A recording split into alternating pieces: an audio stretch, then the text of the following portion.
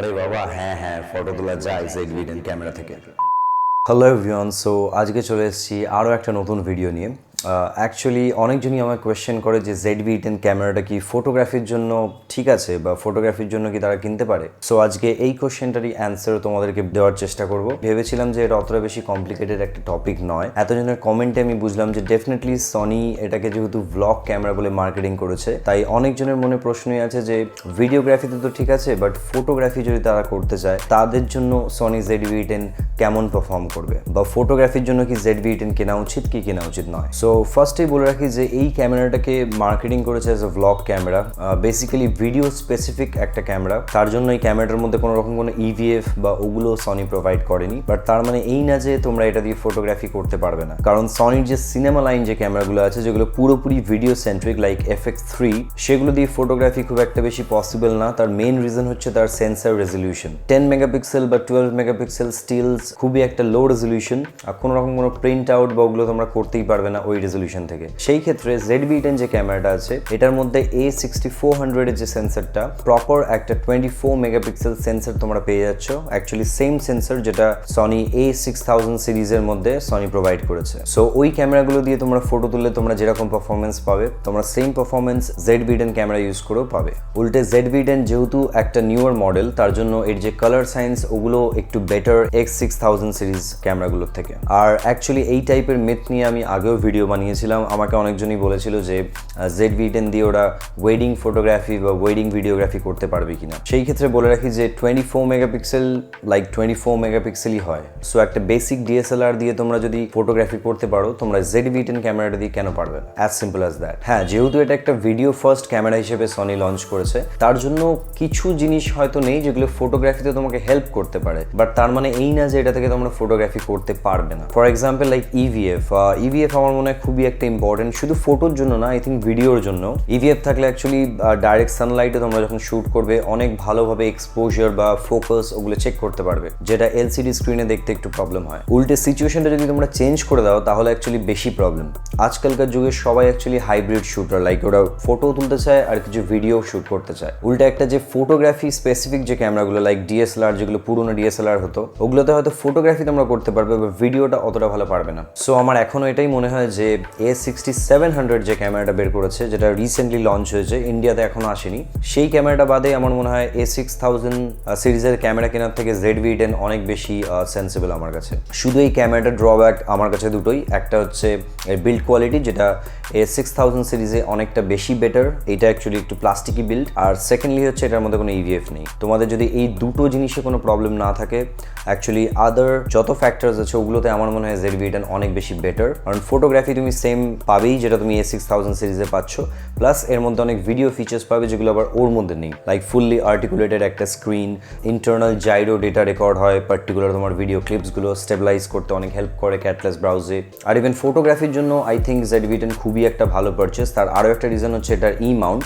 Particularly সনির camera তোমরা যারা use করো তারা অলরেডি জানো যে মাউন্ট এতটাই বেশি পপুলার, আর এর থার্ড পার্টি লেন্স ম্যানুফ্যাকচারারও অনেক বেশি। সো অনেক বেশি তোমরা অপশনস পেয়ে যাবে। ইভেন প্রাইসের মধ্যে অনেক ভেরিয়েশনস আছে। তোমরা যদি সনির যে নেটিভ লেন্সগুলো আছে ওগুলো যদি তোমার মনে হয় অনেক বেশি কস্টলি, তোমরা ওটার অন্য থার্ড পার্টি সলিউশন পেয়ে যাবে, লাইক সিগমা, ট্যামরন, প্রচুর কোম্পানি আছে যারা সনি মাউন্টের জন্য লেন্স বানায়। আর আমার কাছে মনে হয় ফটোগ্রাফি অনেকটাই বেশি ম্যাটার করে তার লেন্সটার উপরে, যত না বেশি ক্যামেরার বডির উপর। আমি এটা পার্টিকুলারলি বিলিভ করি, আর আমার আজও এটাই মনে হয় একটা ইনফেরিয়র যদি ক্যামেরা বডি তোমরা ইউজ করো, লাইক একটা ওল্ড DSLR, তার মধ্যে যদি একটা তোমরা কস্টলি বা হাই কোয়ালিটি লেন্স লাগাও, সেটা থেকে তোমরা অনেক ভালো ফটোগ্রাফ পাবে ইন কম্প্যারিজন যে তোমরা একটা হাই এন্ড ক্যামেরা কিনেছো বাট ওর যে লেন্সটা আছে ওটা একটা কিট লেন্স। সো আমার মনে হয় যে ফটোগ্রাফি যে জিনিসটা ওটা হাফের বেশি স্টোরি ডিপেন্ড করে পুরো লেন্সটার উপর, যে তোমার লেন্স সিলেকশন কি বা তোমার লেন্স কত শার্প। সেই ক্ষেত্রে আমার মনে হয় সনি একটা গুড অপশন, কারণ এর মধ্যে প্রচুর লেন্স কালেকশন তোমরা পেয়ে যাবে।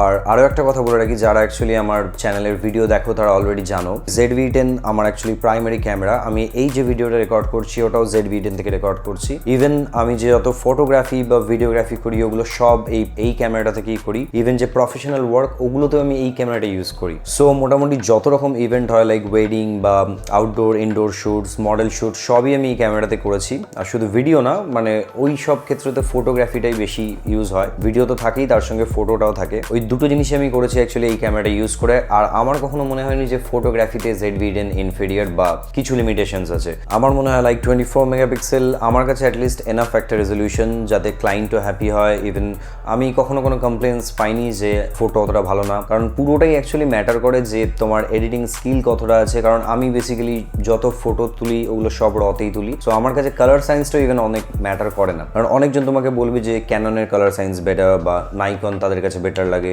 সনিরটা অত ভালো লাগে না। রতে যদি তোমরা ফটো তোলো তোমরা ইজিলি মানে একটা নিকন ক্যামেরা থেকে যে ফটোটা এসছে বা একটা ক্যানন ক্যামেরা থেকে যে ফটোটা তোমরা ক্যাপচার করেছো ওটার সঙ্গে সিমিলারলি তোমরা ইজিলি টুইক করে সেম দেখতে মানে সিমিলার রেজাল্ট তোমরা পেয়ে যাবে। সো আমার কাছে ওটা বেশি মাথা ব্যথা নয় কালার সায়েন্সটা। তাও বলে রাখি যারা শুধু জেপেগে ফটো তুলতে চাও সেই ক্ষেত্রেও সনির এই পার্টিকুলার এই ক্যামেরাটার যে কালার সায়েন্স আমার ওটা অ্যাকসেপ্টেবল লেগেছে, ভালোই লেগেছে। খুব বেশি আমার মনে হয়নি যে কিছু অফ লাগছে বা কিছু অন্য কালার লাগছে যেটা রিয়েল লাইফে আমি অন্য দেখছি। সো অনেক কথা হলো, আই থিঙ্ক তোমাদেরকে এবার একটু আমার ফটো স্যাম্পলস দেখিয়ে দিই যে ZV-E10 থেকে কি টাইপের ফটো আমরা এক্সপেক্ট করতে পারি। আর এই টাইমে আমার মনে হয় আমার কিছু বলা উচিত না, তোমরা নিজেরাই জাজ করে দেখো যে ZV-E10 আদৌ তোমাদের জন্য একটা কেপেবল ফটোগ্রাফি ক্যামেরা নাকি নয়।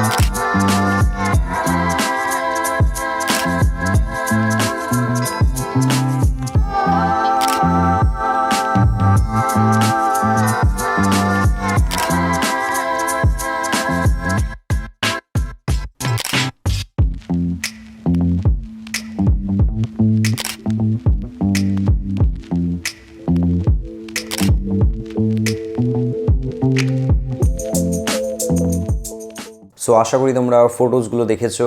আর তোমাদের যাই প্রবলেম হোক বা ইভেন কোনো কোয়েশ্চেন বা কোয়ারিজ থাকে তোমরা নিচে কমেন্ট করতে পারো। এবার লাস্টে জাস্ট আমি আমার ভার্ডিক্ট দিতে চাই, তোমরা যদি ZV-E10 পারচেস করো ফটোগ্রাফির জন্য আমার মনে হয় একটা গুড ডিসিশন। আমার কোনো রকম কোনো প্রবলেম হয়নি এটা ফটোগ্রাফি করতে। এটাও আর 10টা APS-C ক্যামেরার মতোই। তোমাদের কাছে যদি EVF-টা কম্পালসারি একটা মানে ফিচার হয় সেই ক্ষেত্রে তোমরা এই ক্যামেরাটাকে স্কিপ করতে পারো। আদারওয়াইজ EVF বাদে আমার মনে হয় না কোনো ফিচার্সের মধ্যে কম আছে যেটা ফটোগ্রাফির জন্য দরকার। শুধু এটার ব্যাটারি ব্যাকআপটা অনেকটাই কম। আর যারা ফটোগ্রাফি করছে আমার মনে হয় তাদের বেশি প্রবলেম হবে না। মেনলি ভিডিওগ্রাফিতে তোমরা বুঝতে পারবে যে ব্যাটারি ব্যাকআপটা অনেকটাই কম। আমি সাজেস্ট করবো তোমরা যদি ZV-E10 ক্যামেরা ইউজ করো ফটোগ্রাফি ভিডিও বা যে কোনো পারপাসেই অ্যাটলিস্ট 2-3টে স্পেয়ার ব্যাটারি পারচেস করে রাখতে পারো, কারণ ওটা লাগবেই তোমার যখন তোমরা আউটডোর শ্যুট করবে। আর জাস্ট কিছু জেনারেল টিপস তোমাদেরকে দিতে চাই, সেটা হচ্ছে অলওয়েজ চেষ্টা করবে যে রতে ফটো তোলার। আর তোমরা যদি জানতে চাও যে এক্স্যাক্টলি র ভার্সেস জেপেগ মানে দুটোর মধ্যে কী ডিফারেন্স আছে, আমি কোথাও একটা কার্ড দিয়ে দেবো উপরে, ওখানে তোমরা ক্লিক করে দেখতে পারো ভিডিওটা। আমি অলরেডি এটা নিয়ে একটা ভিডিও বানিয়েছি। আর না হলে তোমরা ডেসক্রিপশন চেক করতে পারো, ওখানেও আমি এই ভিডিওটা লিঙ্ক দিয়ে দেবো। অলওয়েজ সাজেস্ট করবো যে তোমরা স্টিক টু র, অলওয়েজ রতেই ফটো তোলো মোস্ট অফ দ্য টাইম, যদি তোমাদের পার্টিকুলার কোনো সিচুয়েশনের জন্য জেপেগ ফটো না দরকার হয়। সো আজকের জন্য এইটুকুই। তোমাদের যদি ভিডিওটা ভালো লাগে প্লিজ লাইক করো, শেয়ার করো আর সাবস্ক্রাইব করো চ্যানেলটিকে। সো আজকের জন্য বাই।